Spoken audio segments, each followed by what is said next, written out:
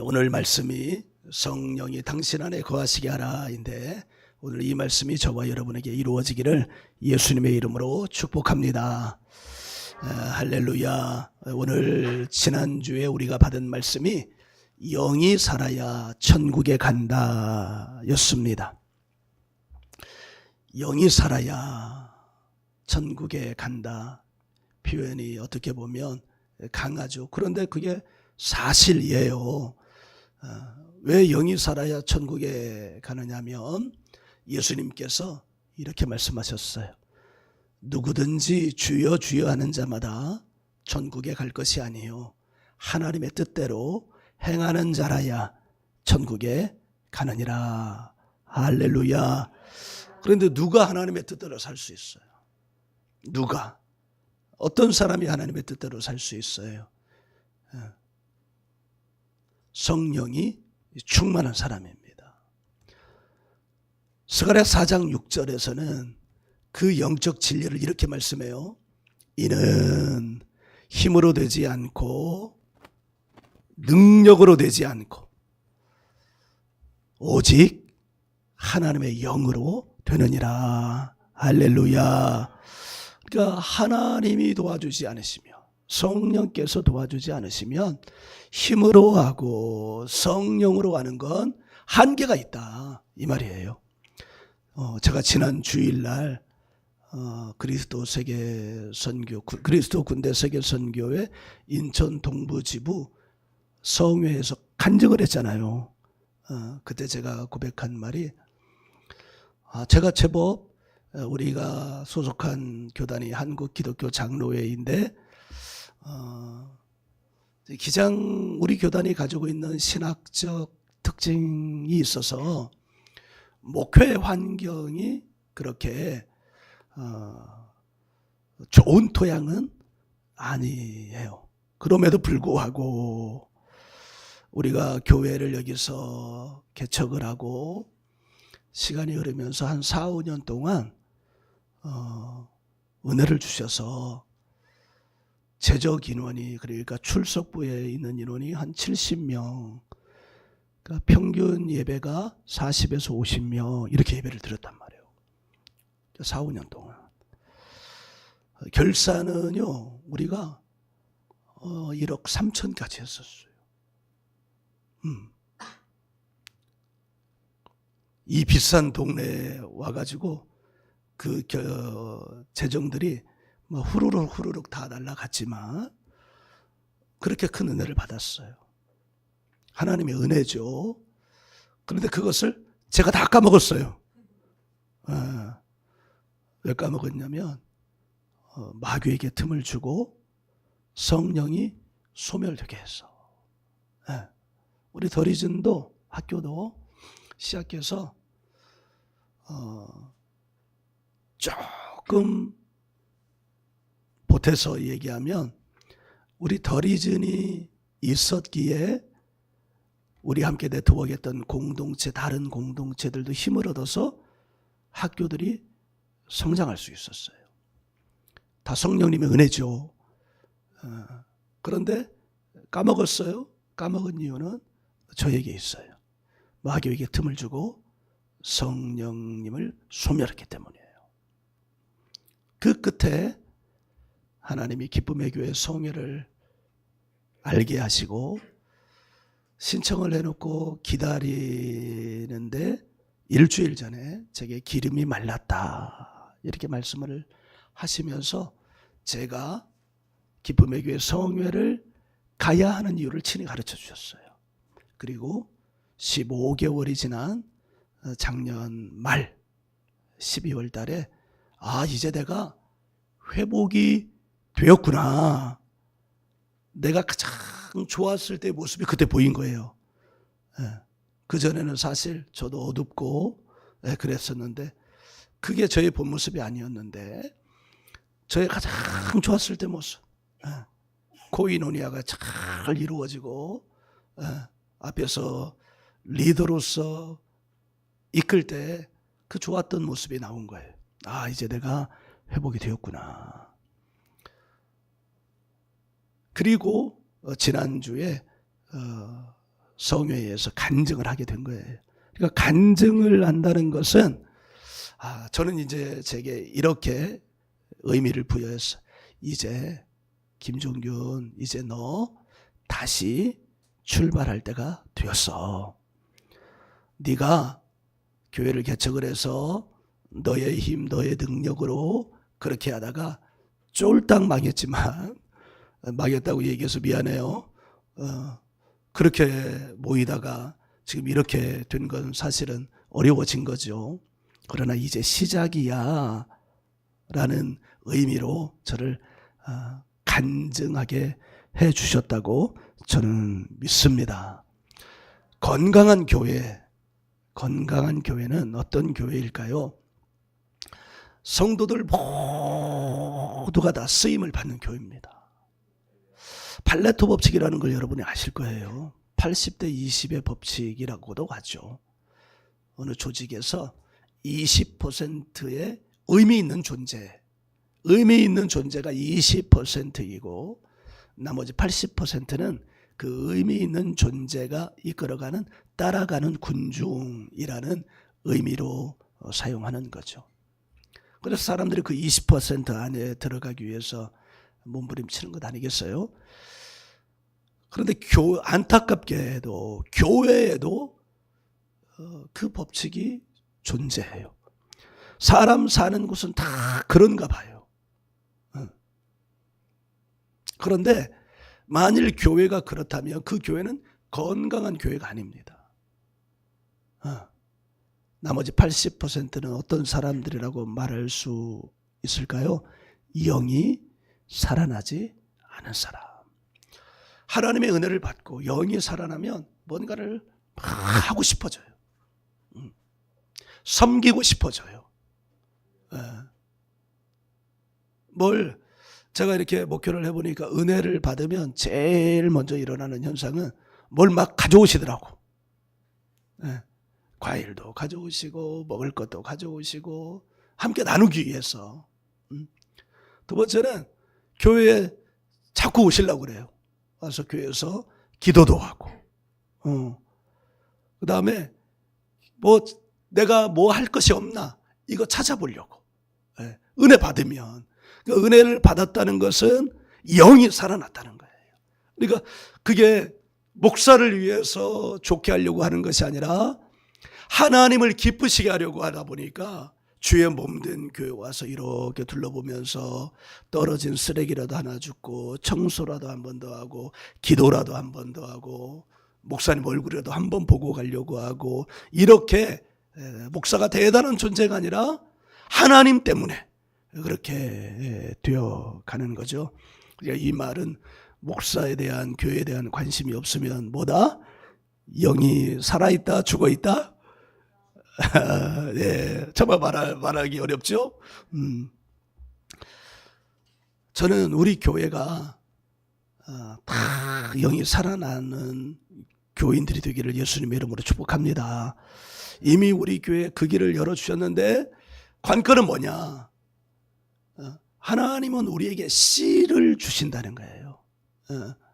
제가 기쁨의 교회에서 여러 가지를 영적으로 배우고 깨달았는데 하나님이 우리에게 주시는 건 열매가 아니다. 근데 우리는 기도할 때 어떻게 기도하냐면 열매 자체를 원하는 거예요. 근데 하나님은 우리에게 열매 안 주신다. 하나님은 그런 하나님이 아니시다. 그럼 하나님 우리에게 뭘 주시느냐? 씨를 주신다. 그래서 예수님이 비유를 해주셨잖아요. 씨 뿌리는 비유.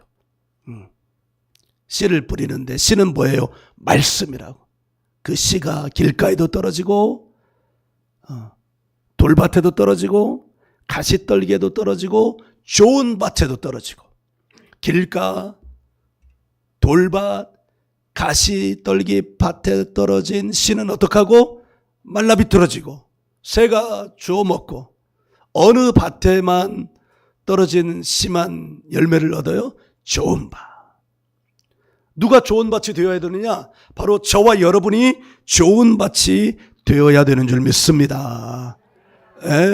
그 좋은 밭이 되어야 팔레토 법칙의 20에 들어가는 거예요. 의미 있는 존재가 되는 거예요. 저는 그것을 뭐라고 표현하고 싶으냐면 주의 뜻대로 살아가는 자라고 표현하고 싶어요. 할렐루야. 그런데 오늘날의 교회, 한국교회의 많은 사람들이 80%에 소속되어 있으면서도 자기는 문제가 없다는 듯이 생각하고 교회를 다닌다는 것이 문제예요. 그게 문제야, 그게. 그래도 하나님이 나를 보고 계시죠. 그러나 그에게 능력이 나타나지 않고 의미 있는 존재가 되지 못한다면 그는 나중에 하나님 앞에 어떤 모습으로 서게 될지 우리가 생각을 해봐야 됩니다. 우리는 세상의 방법을 따라가지 말아야 돼요. 성경의 일관된 주제는 세상의 방법을 따라가지 말라는 거예요.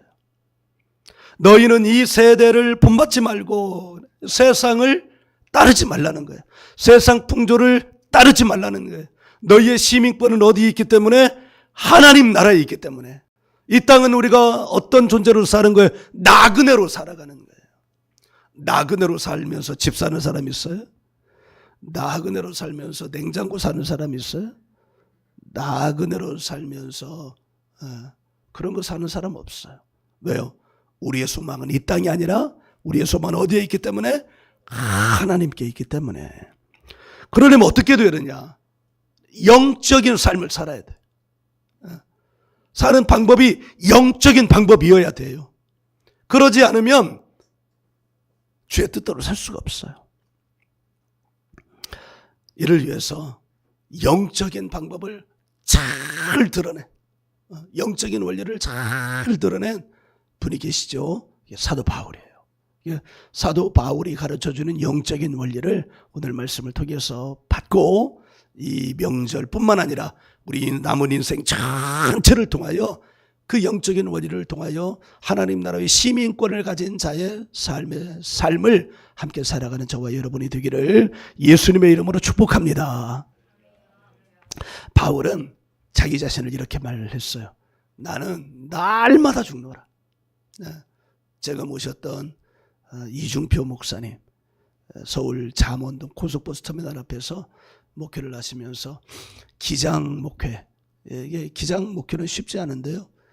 그 잠원 강남 한복판에서 수천 명의 목회를 이루었어요. 만일 그분이 다른 교단이었으면 통합이나 합동이나 순복음이나 이런 교단이었으면 수만 명 목회를 하실 만한 그런 분이었는데 그분이 잘 고백한 고백이 있어요.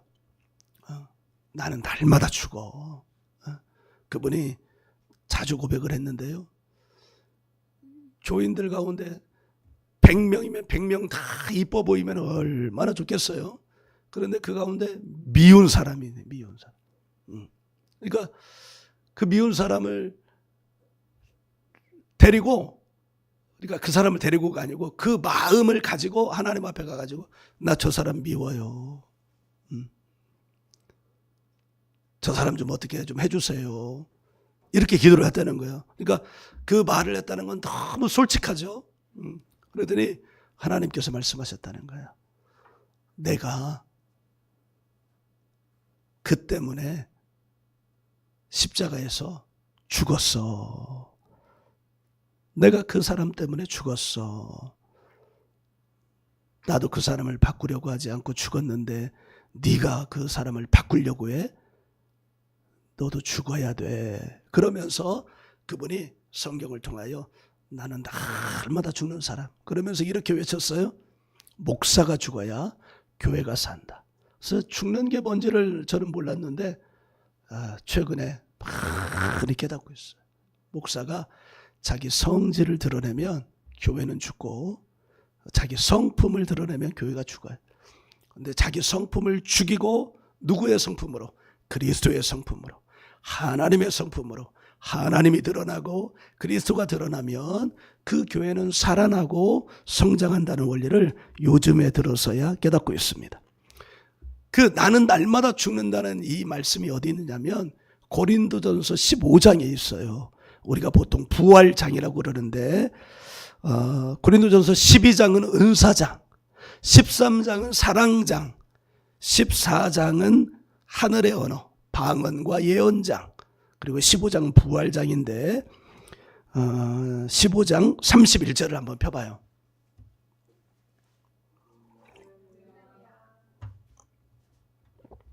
감사해요. 15장 31절 우리 같이 한번 읽습니다. 시작. 형제들아, 내가 그리스도 예수 우리 주 안에서 가진 바 너희에 대한 나의 자랑을 두고 단언하노니 나는 날마다 죽노라. 할렐루야. 여기서 바울 사도는 단언하잖아요. 나는 날마다 죽는. 뭘 죽인다는 거예요? 이 목을 딱 친다는 거예요? 뭐가 죽는다는 거예요? 여기서 나는이라고 말할 때 여기 나는 나의 자아를 말하는 거예요. 육신의 정욕대로 살게 만들고 안목의 정욕대로 살게 만들고 이생의 자랑대로 살게 만드는 나의 자아, 그리스도가 드러나는 것을 막는 나의 자아, 사단의 종으로 사는 나의 자아를 날마다 죽는 거예요. 그러니까 우리가 세상의 시각으로 바라봐서 저 사람은 성질이 고약해, 저 사람은 성품이 좋아, 이런 걸 말하는 게 아니에요. 우리 모두는 나의 자아를 십자가에 못 박고 죽어야 되는 존재인 줄 여러분 믿습니다. 그리고 뭐가 나타나야 되느냐? 그리스도가 나타나야 되느냐? 그리스도가 나타나는데 그리스도에 뭐가 나타나는 거냐? 그리스도의 성품이 나타나는 거예요. 성품이. 언제까지? 바울 사도는 에베소서에 이렇게 말해요. 그리스도의 장성한 분량에 이르기까지. 그러니까 어느 선이 없다는 거예요. 이만하면 됐어. 이게 아니라 끝까지. 내 평생 동안 사람들이 깜짝 놀랄이 많지. 그러니까 이 싸움은 누구와의 싸움이냐면 나 자신과의 싸움이고 나의 자아를 사용하려는 사단과의 싸움인 거예요. 성경에서 싸움이라는 단어가 두 종류로 사용되는데, 하나는 싸움이라는 단어를 경쟁하다. 그러니까 여기 바울 사도가 달리는 자 비유를 들었는데 그거는 공정한 경쟁이잖아요. 순위가 매겨지는 경쟁.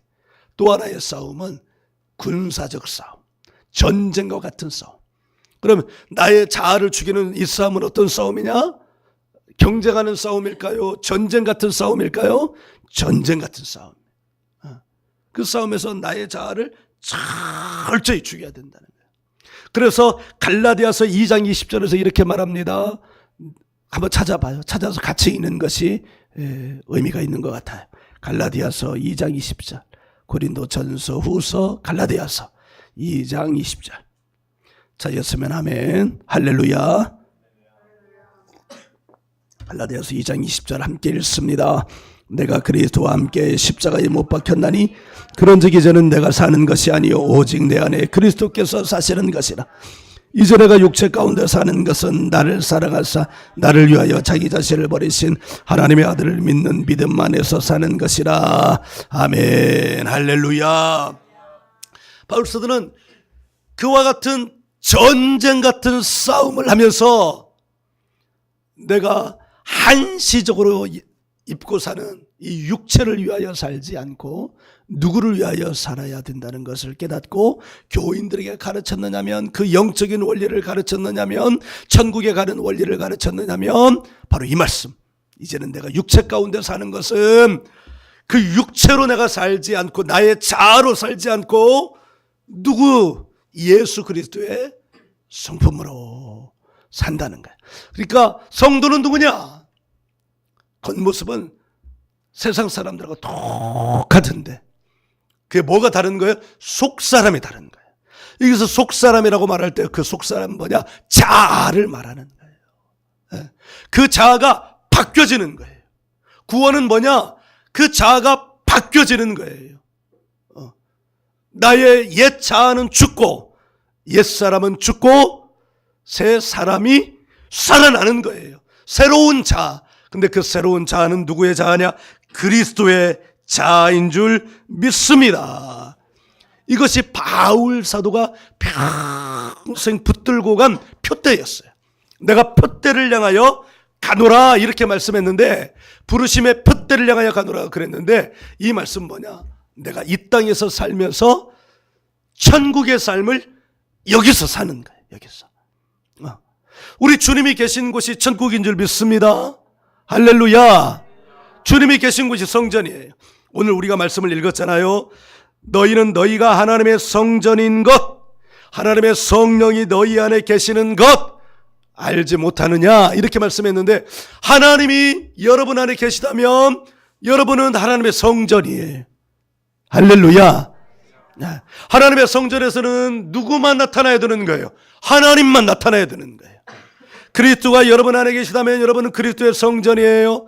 그렇다면 여러분이 그리스도의 성전이라면 여러분에게서는 무엇만이 나타나는 거예요? 그리스도의 자아가 나타나는 줄 믿습니다. 그래서 자아를 다른 말로 표현하면 성품이라고도 말할 수 있어요.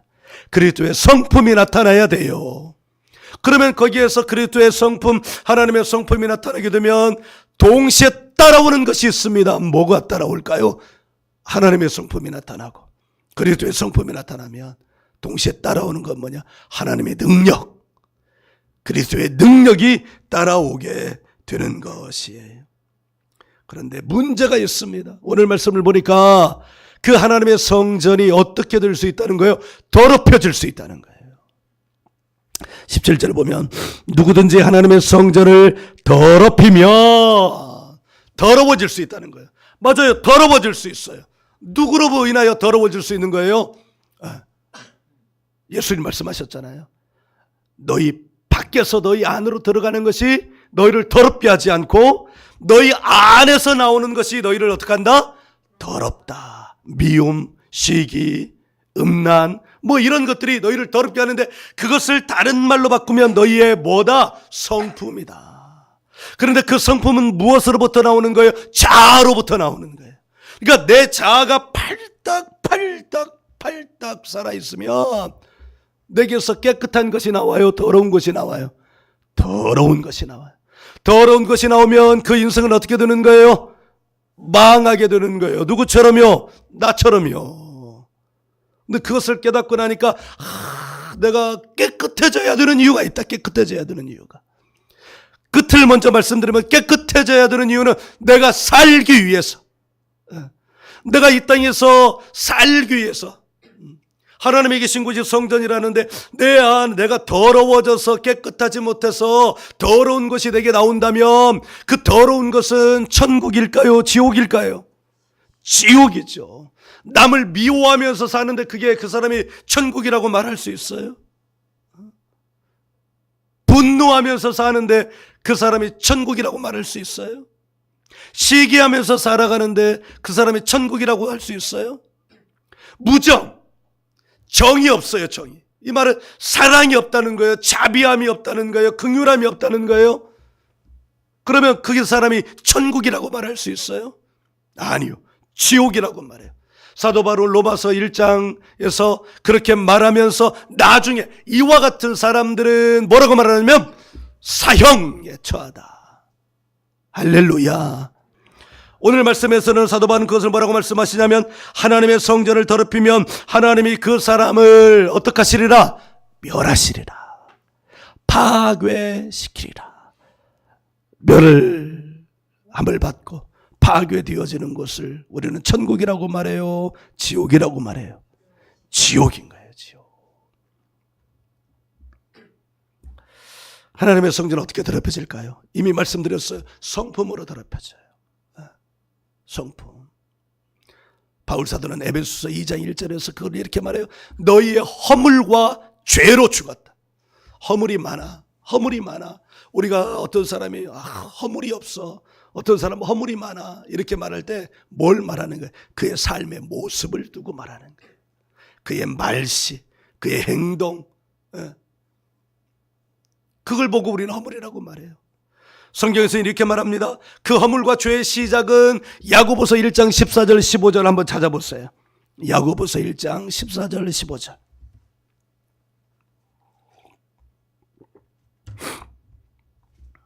야고보서 1장 14절 15절 찾았으면 할렐루야. 야고보서 1장 14절 15절 같이 읽을까요? 시작.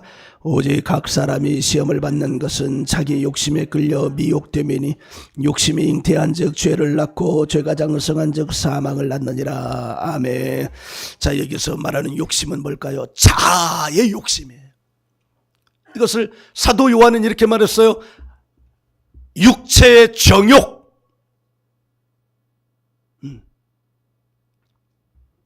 여러분, 모든 중독은 육체의 정욕으로부터 옵니다.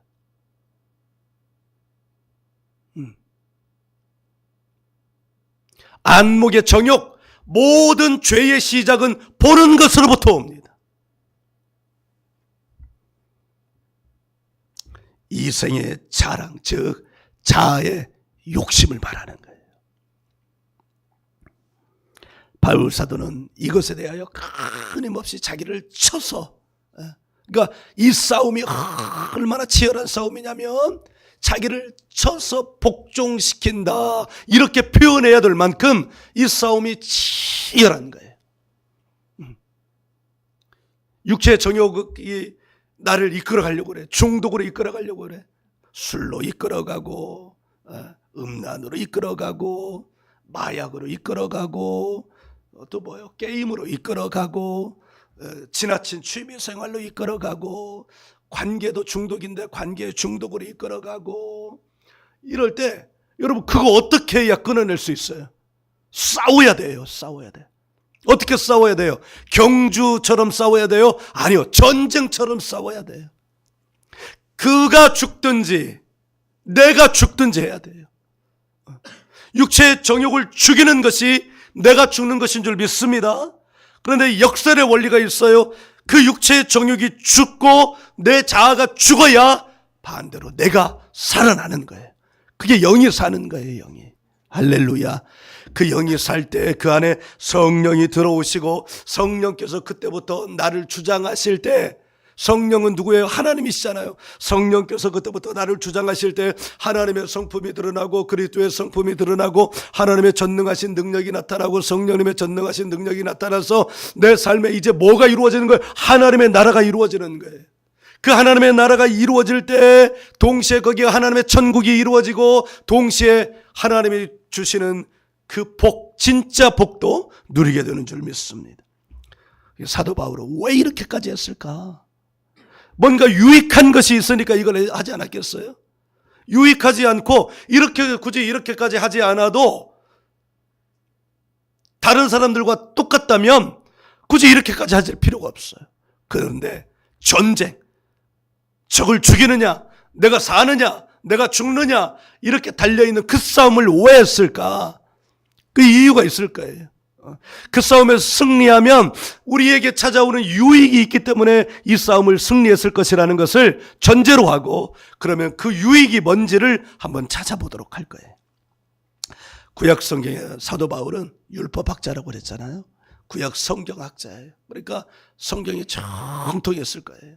아마 저는 사도 바울이 이 말씀도 알았을 것이라고 생각을 해요. 시편 24편 3절에서 5절. 시편 24편 3절에서 5절.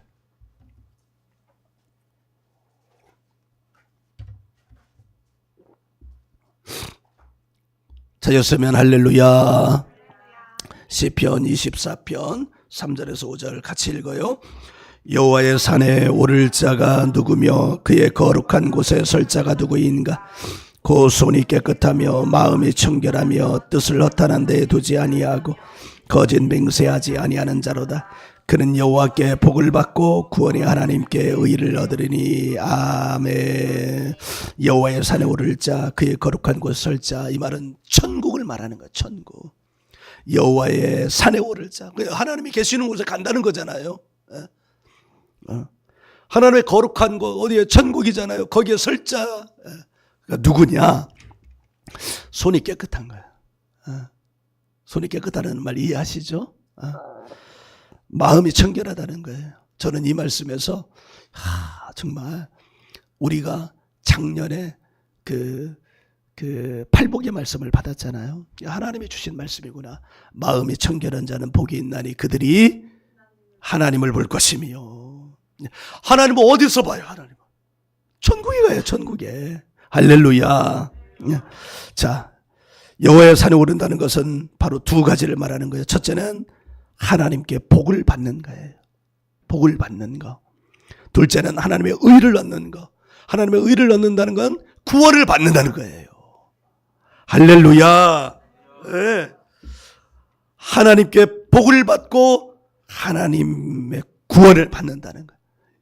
사도 바울은 이 유익을 위해서 평생 부르심의 표대를 향하여 가는 거예요. 자기를 저 복종시킨 거예요. 날마다 죽었던 거예요. 날마다.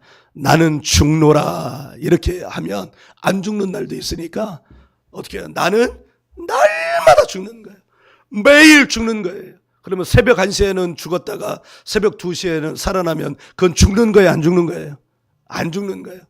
새벽 1시부터 24시가 될 때까지 매 시간마다 죽는 거예요. 죽는 거. 그 정도 돼야 사도 바울과 같은 역사가 일어나. 그래, 나도 소망을 품는 거예요.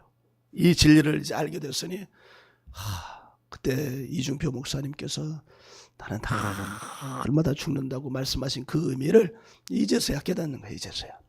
여러분도 함께 깨달으시기를 간절히 바랍니다. 또 이 시편도 알고 있었을 것 같아요. 이 유익이 있기 때문에. 시편 103편 3절에서 5절이요. 시편 103편 3절에서 5절 찾으셨으면 할렐루야. 같이 읽습니다. 그가 내 모든 죄악을 사하시며 내 모든 병을 고치시며 내 생명을 파멸해서 속량하시고 인자와 긍휼로 간을 씌우시며 좋은 것으로 내 소원을 만족하게 하사 내 청춘을 독수리같이 새롭게 하시는도다. 할렐루야. 오늘 이 말씀이 저와 여러분에게 씨앗으로 주셨으니 이 말씀을 함께 이루어가는 저와 여러분이 되기를 예수님의 이름으로 축복합니다. 할렐루야. 여기 바울이 이 시편을 알고 있을 것이라고 하는 생각을 하게 된 이유는 소원이라는 단어 때문이에요. 이 소원이라는 단어를 바울 사도는 신약 성경에서 사용을 했어요. 빌립보 교회에 쓴 편지에서 사용을 했는데 빌립보서 2장 12절 13절이에요.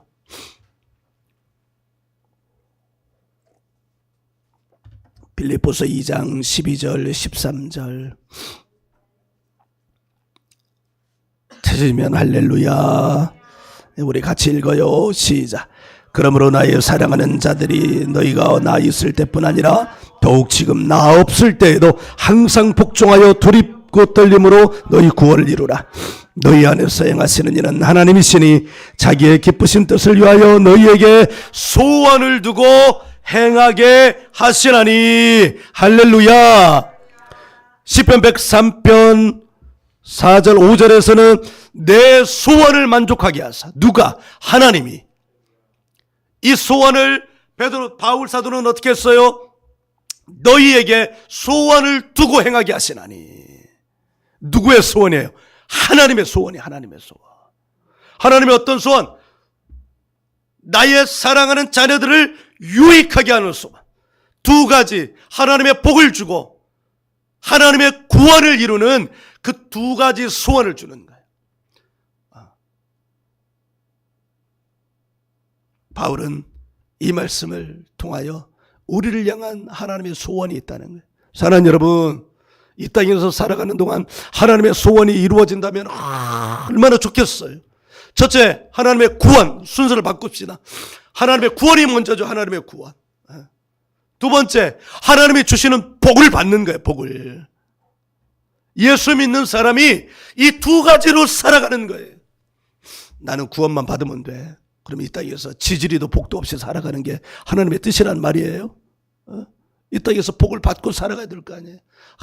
그래서 하나님을 믿으면, 예수님을 영접하고 하나님을 믿으면 살아계신 하나님께서 그의 자녀가 된 자들에게 이 놀라운 복을 허락하여 주시는구나 라고 하는 것을 만방에 알려서 하나님께 영광이 돼야 돼요. 영광이라는 뭐예요? 찬란한 뭔가가 올려진다는 거 아니에요.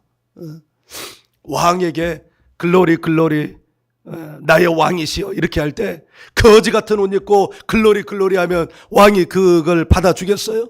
왕 옆에 나갈 때는 어떻게 하는 거예요? 가장 좋은 옷, 있는 중에서 가장 깨끗한 옷 입고 나가서 해야 왕을 만나주는 거예요. 우리의 삶에서 우리가 하나님 앞에 영광을 돌린다는 건 우리의 삶을 하나님 앞에서 올릴 수 있을 만한 것을 가지고 나가는 거예요. 할렐루야. 그게 하나님의 복인 줄 여러분 믿습니다. 사랑하는 여러분, 이것이 성령 안에 내 안에 성령이 거하시게 해야 하는 합당한 이유인 것을 여러분 알기를 예수님의 이름으로 축복합니다. 합당한 이유예요. 내가 예수 믿는 사람이라는 표지가 뭐냐? 바로 이것이 나타나는 거예요. 이것을 위해서 오늘 3가지, 다음 주에 3가지를 여러분에게 제안을 해보려고 해요. 한번 기록을 할 수 있는 사람은 기록을 해보셔요. 왜 나눠서 말하냐? 6가지를 말하면 기억을 못해.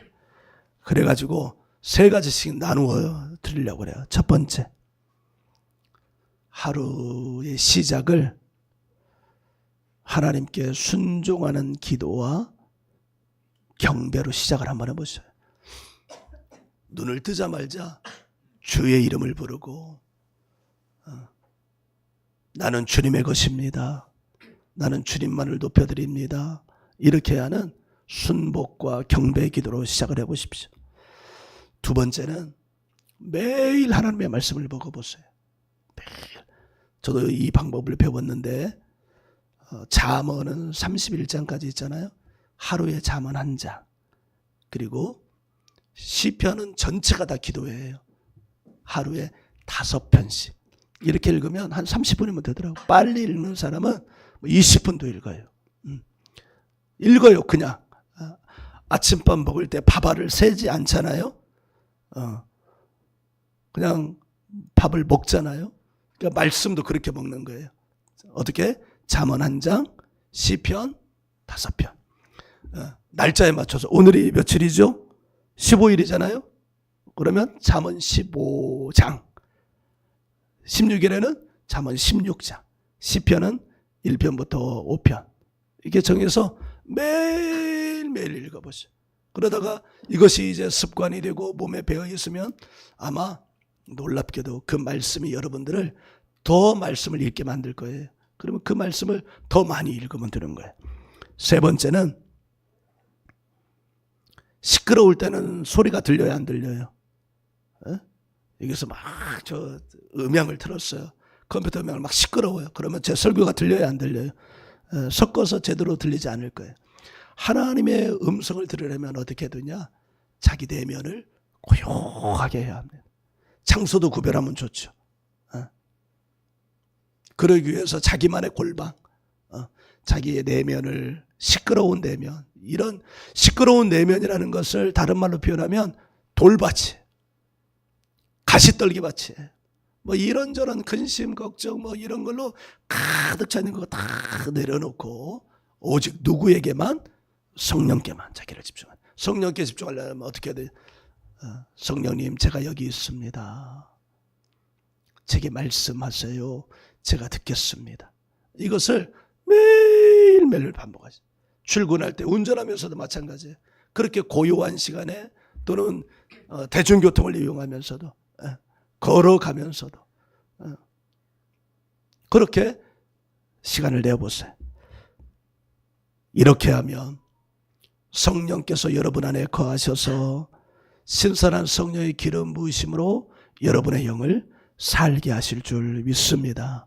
오늘부터 당장 하세요. 집에 돌아가시면 점심 식사, 뭐 집에 가서 하시는 분은 점심 식사 하시고, 또 여기서 하는 분은 집에 돌아가셔서 당장 잠언 15장 읽으시고, 시편 1편에서 5편까지 읽으시고, 시편은 어떤 건 예외적으로 긴 것도 있지만 거의 짧아요. 그러니까 금방 읽어요. 금방.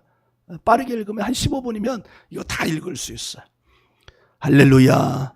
하나님은 여러분에게 무엇을 주기를 간절히 원하신다? 복 주기를 간절히 원하신다.